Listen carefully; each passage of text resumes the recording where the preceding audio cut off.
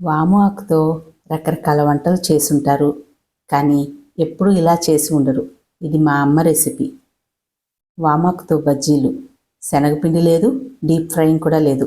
బజ్జీలు చేసేద్దాం రండి. కొన్ని వామాకులు, ఇంకా మనం రెగ్యులర్గా వేసుకునే దోసపిండి. దోసపిండిలో వామాకుని ముంచి ఇలా పెనం మీద పెట్టేయండి. కొంచెం ఆయిల్ వేయండి.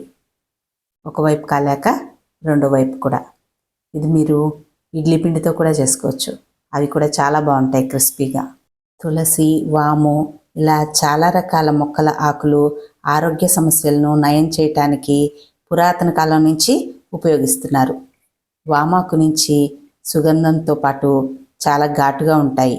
అమ్మమ్మ వాళ్ళు జలుబు, దగ్గు ఉన్నప్పుడు ఈ ఆకురసం పిండి పిల్లలకి తాగించేవారు. నోటిని శుభ్రంగా, చిగుళ్ళ ఆరోగ్యానికి ఈ ఆకు చాలా మంచిది. రోగనిరోధక శక్తి పెంచుతుంది, రకరకాల వ్యాధుల నుంచి కాపాడుతుంది. ఇంత మంచి ఆకుని మనం ఇంట్లో కుండీలోనే పెంచేసుకోవచ్చు.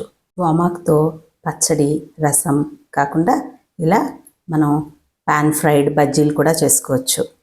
చాలా బాగుంటాయి. లోపల కూడా మనం ఫ్రై చేయట్లేదు కాబట్టి దాని ఔషధ గుణాలు మనమేమి తగ్గించట్లేదు. ఇవి చట్నీతో తినచ్చు, సాస్తో పిల్లలకి ఇవ్వచ్చు. లేదు, ఇలా కూడా ఆ వాము ఘాటు వలన ఫ్లేవర్ చాలా చాలా బాగుంటుంది. తప్పకుండా ట్రై చేయండి. నచ్చితే ఒక లైక్ చేయండి. Thank you.